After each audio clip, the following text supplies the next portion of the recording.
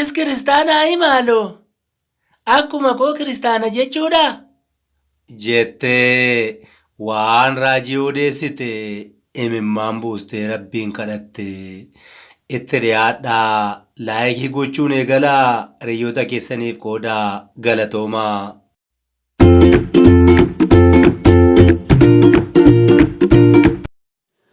Bariiteen barii lafaa kaate yeroo isheen hirribaa kaatu booruun illee hin baqaqne doonii yaadaa yaabbattee gulufaa jirti gara biyya abbaa ishee Oromiyaatti gulufti.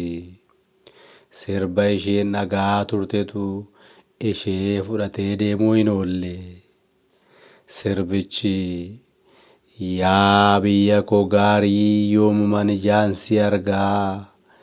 Yaa biyya koo gaarii yoomuman ijaan si argaa kan jedhu ture. Yaada keessa deddeebi'ee isheetti dhufa.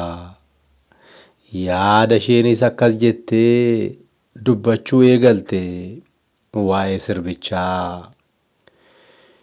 Hiikoo sirba kanaa kan sirriitti beeku isa biyya abbaa isaarraa fagaatee halaala jiraatudha. Baar gamacee isa biyya ormaa keessa jiraatuu fi hiikoon sirba kanaa salphaa miti. Hiikoon isaa lafee nama cabsa. Lafee nama seena dhugaadha. Dhiiga keessa nama deema. Eeyyee hiikoo sirba kanaa kan sirriitti beeku yaada haadhaa, yaada abbaa, yaada obbolaan qabamee isa imimmaan xuruurfachaa oolutu beeka. Hiriyaa fi addooyyee isaa yaadee kan sagal hirqinfachaa oolu qofatu beeka.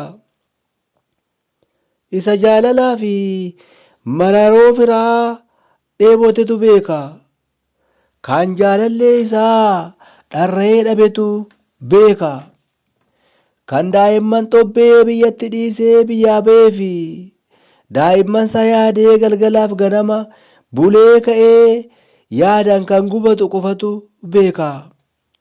Kan bari'u yaadaan isa eelalu isa ijoollee isaa yaadee dhiphatu isa qofatu beeka.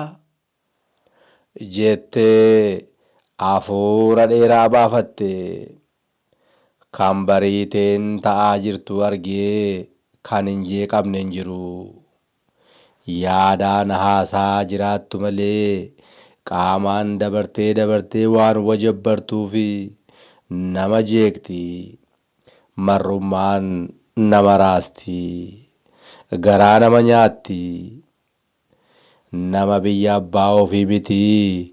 Mukti biyya abbaa ofii illee dhugaadha. Nama yaachisa. Ani waddeessa mana keenya goodaa yoomillee hin dagadhu jedhe namichi ollaa koo suni. Anillee kanan hin daganne hedduun qaba.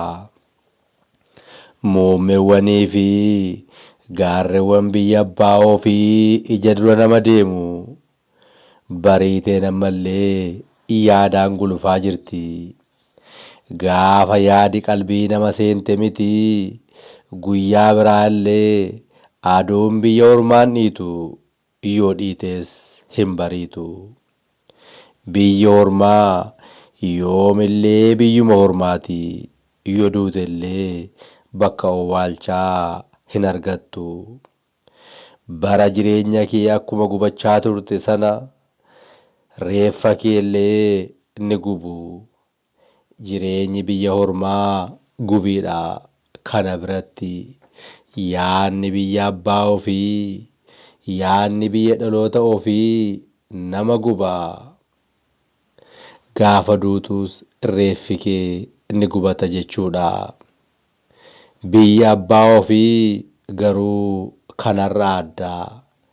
Akkuma weellisaa gameessi sun jedhe biyyoo biyya abbaa ofii jiraatan qotu du'an uffatu. Dhugaadha. Biyyoo biyya abbaa ofii jiraatan qotu du'an uffatu. Kana jechuun biyyoon biyya abbaa ofii gaafa lubbuun jiranis gaafa du'anis nama fayyada jechuudha. yaada keessaa kan bariitee dammaqsee leenca gara isheetti deemaa jirudha. Leencichi osoo isheen hin argin ishee bira ga'uuf xiqqoodhumatu hafe. Gama fedheen illee fiigdee jalaa ba'uu akka hin dandeenye gaafa hubattu qaamni ishee ni hollate. Naasuudhaan urgufamte. Guddaa waan sodaatteef sammuun ishee yeroodhumatti utuu lubbuun keessaa bahin hojii waan dhaabe isheetti fakkaate. Nyaatamuudhaaf daqiiqaa muraasa qofatu ishee hafe jechuudha. Abdiis kutatte. Garaa isheetti jireenyi biyya lafaa hanga kana gabaabduudha jettee of gaafatte. Namni ofumaa baalaaf mukatti bu'aa oola. Namni jireenyuma gabaabduu kanaaf wal nyaachaa oola.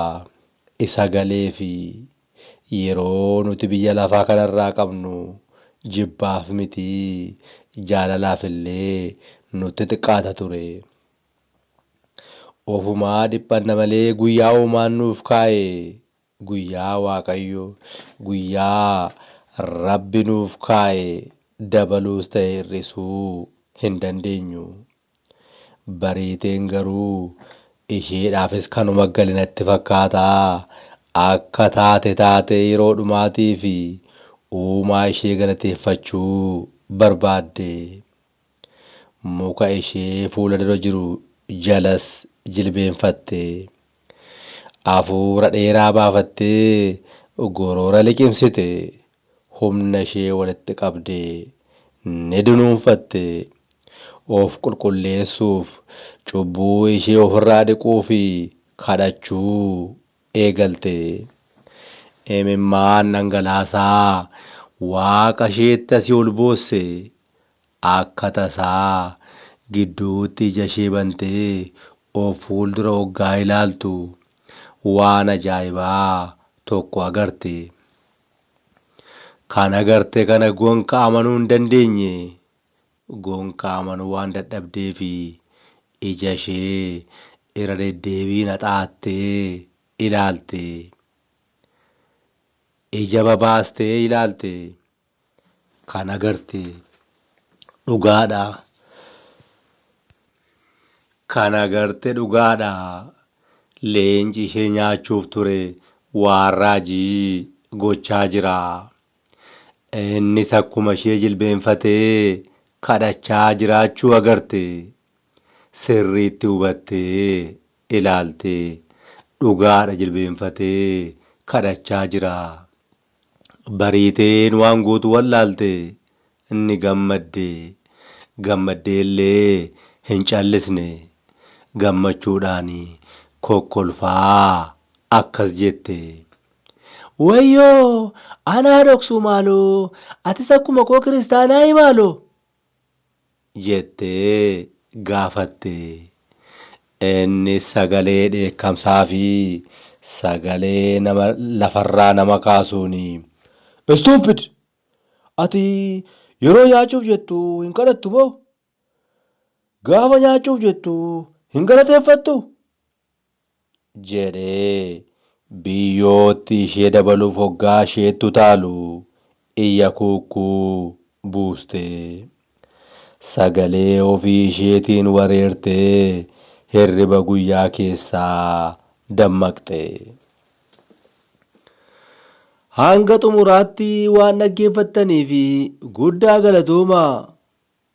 Yaada keessan koomentii jalatti nuuf barreessuu, laayikii fi sheerii gochuun hiriyoota keessaniif qooduu hin dagatinaa obboloota koo. Viidiyoo itti aanuun hanga wal agarruutti nagaan turaa. Yeroo gaarii qabaadhaa.